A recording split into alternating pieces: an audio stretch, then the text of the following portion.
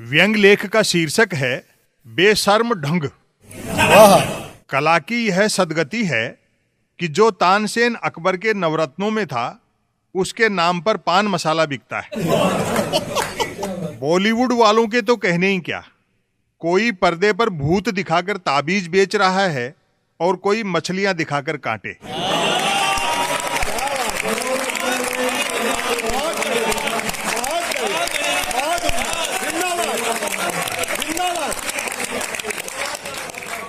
त्याग, संघर्ष और गर्व की तो ऐसी कई फिल्मी कहानियां बिखरी पड़ी हैं कि फलां छोटा सा आर्टिस्ट छोटे से कस्बे से लोहे का छोटा सा बॉक्स लेकर निकला था और आज मुंबई में बड़ा ऑफिस चलाता है, क्योंकि अगले की नजर सिर्फ बॉक्स ऑफिस पर थी।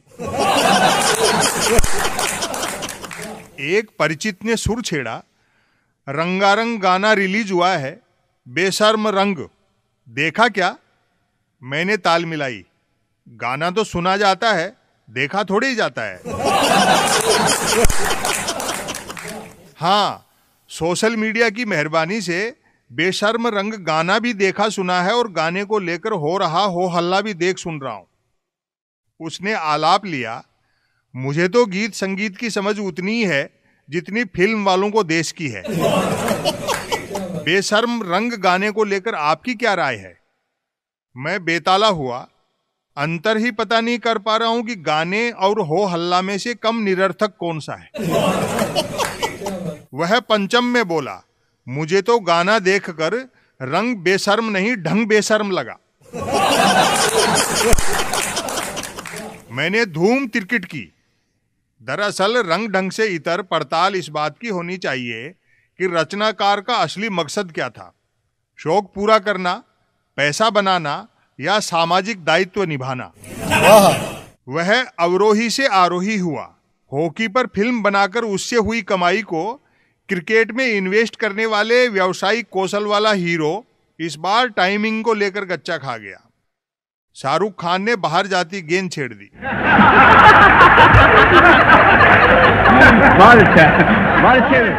मैं संपर आया। इस रंगासियारी दौर में शाहरुख खान तो क्या, रस खान तक मुश्किल में पड़ सकता था। जैसे ही रस खान कहता, मानुष हो तो वही रस खान, बसों ब्रज गोकुल गांव के ग्वारन, वैसे ही भक्तगण बेचारे भक्त कवि को ट्रोल करना शुरू कर देते कि इतनी पोल अब नहीं है कि अगले जन्म में मनुष्य जीवन मिलने पर कोई रसखान होकर गोकुल तो छोड़िए ब्रज में ही नहीं बच सकता। जो पशु हो तो कहा बस मेरो चरो नित नंद की धेनु मंझारन। सुनकर दूसरा ट्रोल भड़क उठता, देख रसखान, पुनर्जन्म मिलने पर पशु बनने से हमें कोई ऐतराज नहीं है, लेकिन नंद बाबा की गायों के बीच रहकर चरने के मुगालते में मत रहना।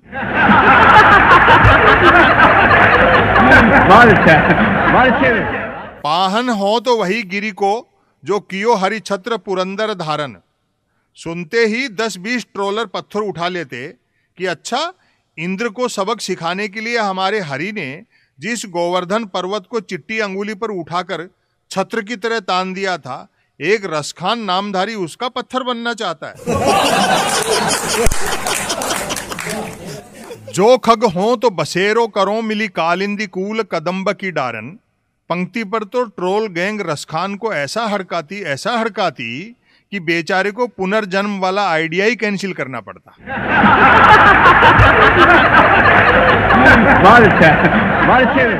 जो इस जन्म में कालिंदी के तट पर बने ताजमहल को तेजो महल बनाने पर तुले हों, वे भला किसी रसखान नाम वाले को भावी जन्म में कालिंदी कूल के कदम वृक्षों पर कैसे बसेरा करने दे सकते थे, भले ही वह पक्षी ही हो। असंख्य गर्वोक्तियां ऐसी भी होती कि देखो देखो, रसखान भी पुनर्जन्म और हरि महिमा की कविताएं करने लगा है, क्योंकि अब सारे रसखानों को पता चल गया है कि दिल्ली की गद्दी पर कौन बैठा है।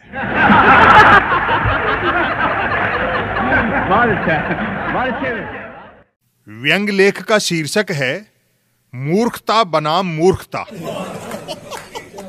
दोनों ने दीवारें भी उठा रखी हैं और काठ की तलवारें भी। एक के पेस्ट का जवाब दूसरा कटपेस्ट से देता है। एक अपनी फेसबुक वॉल पर पेंसिल का फोटो पोस्ट करे तो झट दूसरा अपनी फेसबुक वॉल पर रबर का फोटो चिपका डाले।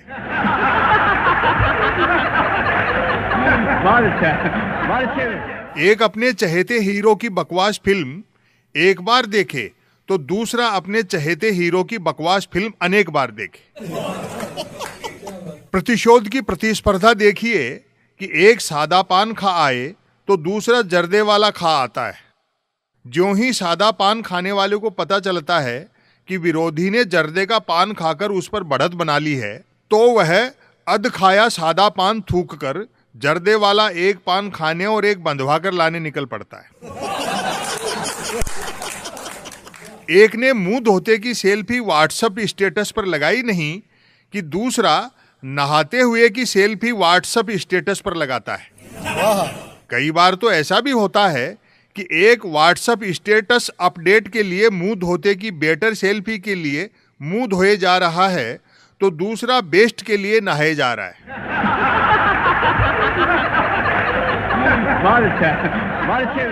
एक ने अपनी रोते हुए की सेल्फी इंस्टाग्राम पर पोस्ट की तो दूसरे ने अपने रोते हुए का वीडियो बनाकर इंस्टाग्राम पर इस गर्व भरे कैप्शन के साथ डाला। एडवांस लोग एडवांस टेक्निक इस्तेमाल करते हैं। दोनों जन शत्रुता की होड़ा होड़ी में सुख ही नहीं रोग शोक में भी कमतर नहीं पड़ते। एक ने अपने स्वर्गीय दादाजी की पुण्यतिथि पर उनका फोटो ट्वीट कर लिखा, मधुमेह की वजह से गोलोकवासी हुए थे।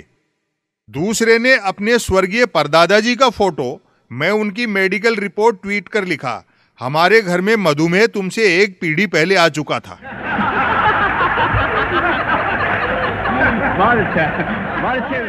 एक परीक्षा में फेल हो गया तो दूसरा इस आशंका के चलते परीक्षा में ही नहीं बैठा कि बाई द वे पास हो गया तो दुश्मनी में फेल हो जाऊंगा। एक दूसरे पर नजर बनाए रखने के लिए न सिर्फ दोनों एक दूसरे को सतत फॉलो और वॉच करते हैं, बल्कि दोनों ने एक दूसरे की मुखबिरी के लिए आदमी भी रख छोड़े। एक को उसके मुखबिर ने खबर दी कि दुश्मन के नाक पर खरोंच लग चुकी है, तो दूसरा गूगल पर नाक पर खरोंच लगाने के तरीके सर्च करने लगा।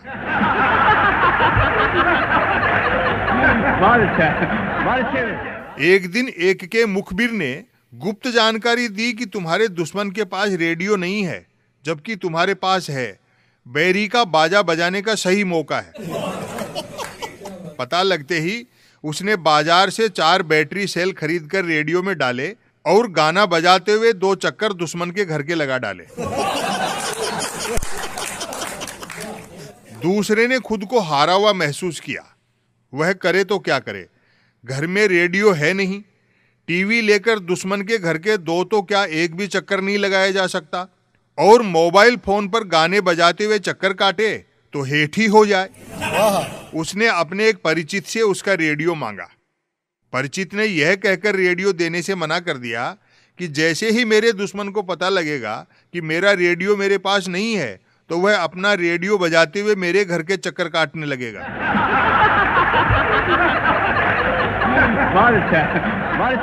उसने दिमाग दौड़ाया। परिचित ने जब रेडियो नहीं दिया तो उसने अपने मोबाइल के कैमरे से उसके रेडियो की फोटो खींचकर इस कैप्शन के साथ ट्वीट किया, चोर मचाए शोर। दोनों बदले की आग को रियल वर्चुअल पंखों से हवा देने में बराबर भिड़े हैं, अंजाम जो भी हो।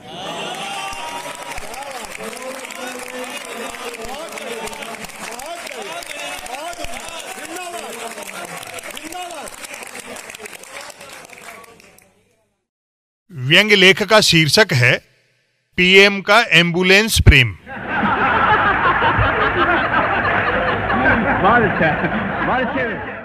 खबर है कि जब से प्रधानमंत्री एम्बुलेंसों से रास्ता कटवाने लगे हैं, बिल्लियां भारी तनाव में हैं। आजकल प्रधानमंत्री कहीं भी आ जा रहे हों, एम्बुलेंस को रास्ता अवश्य देते हैं, बल्कि कई बार तो लगता है कि वे सिर्फ एम्बुलेंस को रास्ता देने के लिए ही कहीं आते जाते हैं।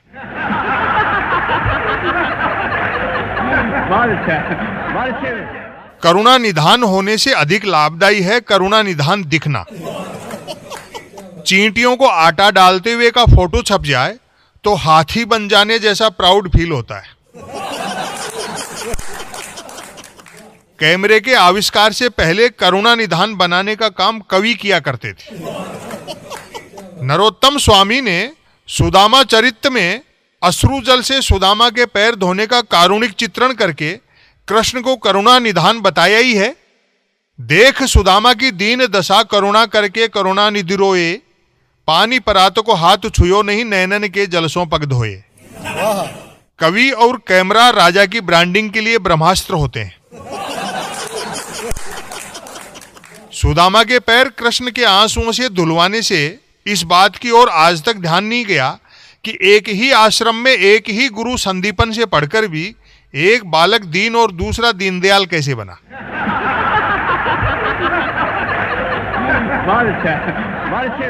प्रधानमंत्री के एम्बुलेंसों को रास्ता देते रहने से हम दर्शक कहां सोच पा रहे हैं कि हमें अच्छे अस्पताल और सस्ता इलाज क्यों नहीं मिलते।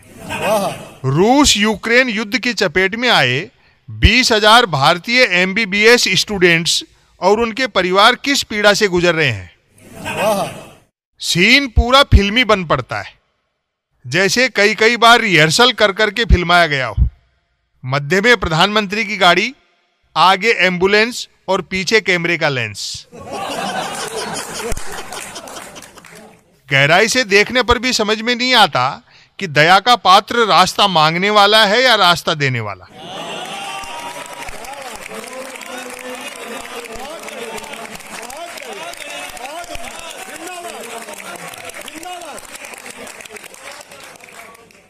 ऐसी कश्मकश भी देखने को मिलती है कि पीएम की गाड़ी का ड्राइवर सोचता है कि एम्बुलेंस निकले तो मैं आगे बढ़ूं, और एम्बुलेंस का ड्राइवर सोचता है कि पीएम की गाड़ी निकले तो मैं आगे बढ़ूं।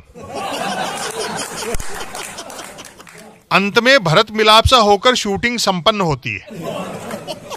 सवाल उठ रहे हैं कि कैसे रोज रोज प्रधानमंत्री की गाड़ी के आगे एम्बुलेंस आ जाती है।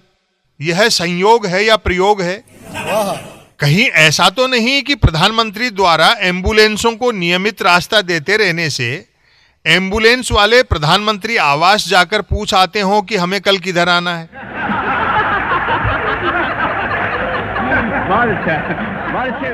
संभव है ऐसा भी होने लगे कि प्रतीक्षारत एम्बुलेंस ड्राइवर प्रधानमंत्री को फोन करके पूछे कि साहब रास्ता देने आ रहे हो या अन्य रास्ते से अस्पताल चला जाऊं।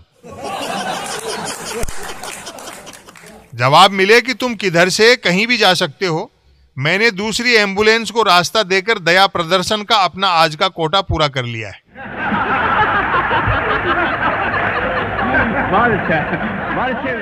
हो सकता है प्रधानमंत्री के एक दिन में एक ही एम्बुलेंस को रास्ता देने की मजबूरी के चलते निर्णय लॉटरी निकालकर किया जाने लगे, अथवा डॉक्टरों की टीम जांच करके बताए कि जिस एम्बुलेंस में लेटे मरीज की हालत अधिक गंभीर हो उसी को रास्ता दिया जाए।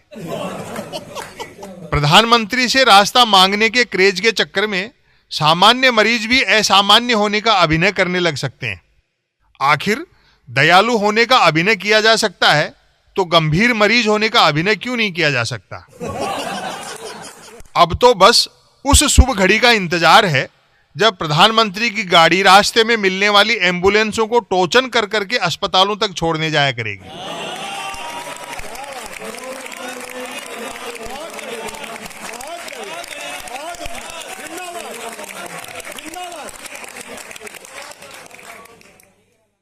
व्यंग लेख का शीर्षक है मां के पैर छूने का फिल्मांकन।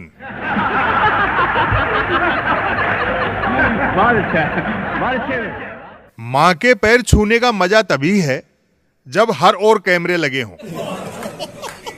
कैमरों से घिरकर मां के पैर छूना जितना आशीर्वादकारी होता है, छुआना भी उतना ही रोमांचकारी होता है। अतः सुपुत्र कैमरा जीवी हो तो पैर छुआते वक्त समझदार मां खुद ही टोक देती है कि बेटा कैमरे वैमरे तो लग जाने दे। वाह क्या सीन होता है। मां कुर्सी पर बैठी है, उसके चरणों में झुका हुआ लाडला। लाडला से तात्पर्य कैमरों को देखकर लाड में आए हुए बेटे से है। उसके चरणों में झुका हुआ लाडला कैमरों की ओर देख रहा है और उसने अपने हाथों से मां के पैरों की बजाय मजबूती से कुर्सी के पाये पकड़ रखे। बेटे की इस लापरवाही से मां और आह्लादित तो हो उठती है। आखिर बेटा कुर्सी की मजबूती के लिए ही तो उसके पैर छूने घर आया है। भारत भावुकता प्रधान देश है। राजनीतिक रण क्षेत्र में पैर उखड़ने पर मां के पैर छूने के फोटो वीडियो का बड़ा सहारा रहता है। चुनावी महासागर में तूफान उठने से हिचकोले खाते जहाज के लिए मां के चरण स्पर्श वाले चित्र चलचित्र लंगर का काम करते हैं।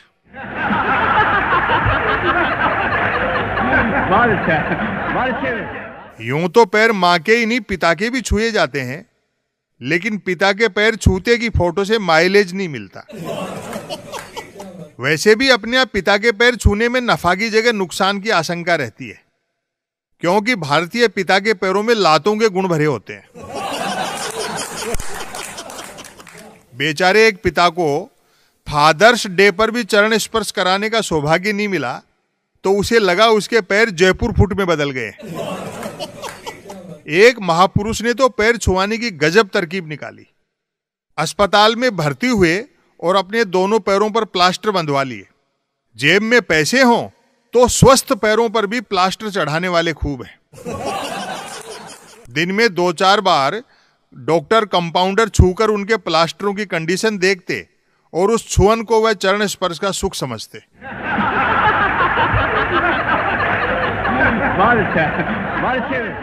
पुनः मां के चरणों की ओर लौटते हैं, क्योंकि मां की अनदेखी करने वाले भी मां ही के कदमों में जन्नत बताते हैं।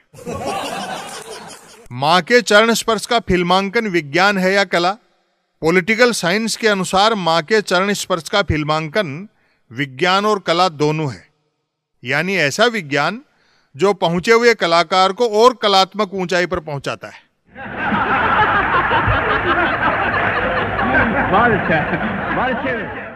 मां के चरण स्पर्श का सीन फिल्माना उतना आसान नहीं होता है जितना दर्शक समझते हैं। छूने वाले के लिए भी ऐसा भर नहीं होता है कि 2 मिनट पैर ऐसे छू दिए जैसे 2 मिनट का मौन रख रहे हो। भले ही मां के चरण स्पर्श की शूटिंग 2 ही मिनटों की हो, पर तनाव 2 सदियां काटने जितना भुगतना पड़ता है। फ्रेम में होने को मां बेटा 2 ही होते हैं, पर पूरा टीम वर्क जरूरी होता है। लाइट, कैमरा, एक्शन सब सर्जिकल स्ट्राइक मोड में रखने पड़ते हैं। सबसे पहले तो कुशल कैमरामैन की तलाशी काफी जानलेवा होती है। नए रैली जुलूस कवर करने वाले कैमरामैन काम आते हैं और नए शादी ब्याह वाले। चरण स्पर्श करते बेटे को आशीर्वाद देती मां के भाव वह कैमरामैन पकड़ ही नहीं सकता है जो आशीर्वाद समारोह शूट करता फिरता है। ठुमक चलत रामचंद्र बाजत पैजनिया और जसोदा हरि पालने झुलावे टाइप दोनों भाव कैमरे से एक साथ साधने होते हैं। मां के चरण स्पर्श की श्रेष्ठ शूटिंग वही कैमरामैन कर सकता है जिसने अपने सोशल मीडिया प्लेटफार्मों पर मां के पैर छूते हुए की डीपियां चेप रखी हूं। बहुत अच्छा।